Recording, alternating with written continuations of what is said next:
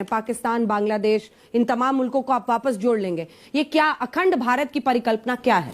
देखिए, पहले आपको भारत, अखंडता और संघ तीनों का विषय समझ लीजिए, आपको समझ में आ जाएगा।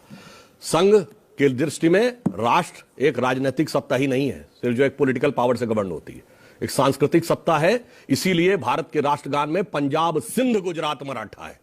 सिंध हमारा राजनीतिक सत्ता का अंग नहीं, फिर भी भारत का हिस्सा है। इंडस वैली सिविलाइजेशन का मेजॉरिटी एरिया पाकिस्तान में है, पर पूछिए पाकिस्तान की हिस्ट्री में पढ़ाया जाता है भारत में।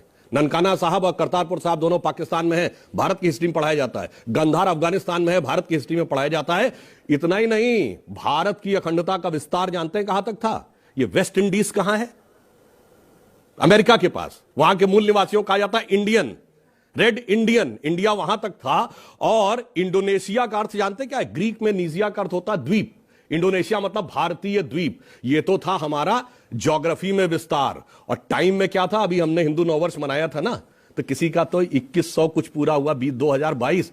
हमारा ब्रह्म संवत 1,97,40,29,124 1.97 बिलियन ईयर्स का स्पेस में अखंडता है। तो टाइम और स्पेस में जो विराटता है, इसे समझिए।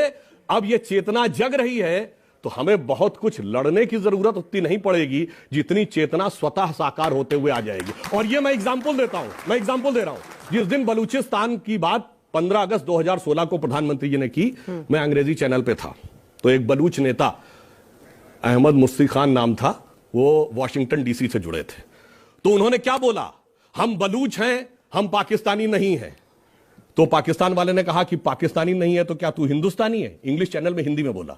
तो जानते हो क्या बोले? हां, हम हिंदुस्तानी, हम पाकिस्तानी नहीं हैं, हम बलूच हैं और हम हिंगलाज माता की संतान हैं। अब इसके बाद उसने जानते क्या बोला? पाकिस्तान वाले ने, जनरल शफकत सईद थे पाकिस्तान वाले तरफ से, चेक कर लीजिएगा जाके यूट्यूब पे। क्या कहता है?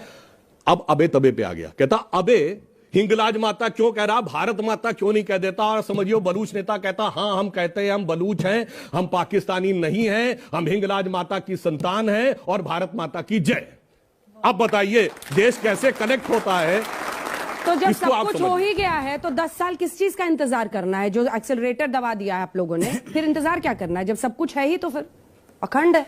देखिए, सब परिकल्पना हमें दिमाग में रखिए। धीरे धीरे रे मना, धीरे सब कुछ होए, माली सींचे 100 घड़ा, ऋतु आए फल होए। और ऋतु आ गई है, चिंता मत करिए, शीघ्र ही फल भी दिखेगा। क्या ऋतु है ये? परिवर्तन। अच्छा, बहुत अच्छी आपने बात कही, हिंदू मुस्लिम ऋतु। नहीं, हिंदू मुस्लिम का इससे क्या मतलब है? जिस मैंने अखंडता की बात कही, उस अखंडता में हिंदू मुस्लिम कहां आते हैं? मुस्लिम का तो एंगल ही नहीं आता। फिर मैं एक और बात कहता हूं, पीओके लाइए ना, फिर पाकिस्तान को जोड़िएगा। अच्छा, जो आपने पीओके की बात कही है, हाँ। तो पहली बार ऐसा हुआ है कि पिछले 70 साल में जो हमारा टसल चलता था पाकिस्तान से, मैं चैलेंज करके कहता हूं, दुनिया में जहां कहीं भी लड़ाई होती थी, हमेशा कमजोर और छोटा कहता था ये बड़ा और ताकतवर हमें सता रहा है। पर हम इकलौते थे जो हम बड़े और ताकतवर होकर कहते थे कमजोर और छोटा हमें सता रहा है। पर पहली बार पाकिस्तान की नेशनल असेंबली में इमरान खान ने क्या बोला था?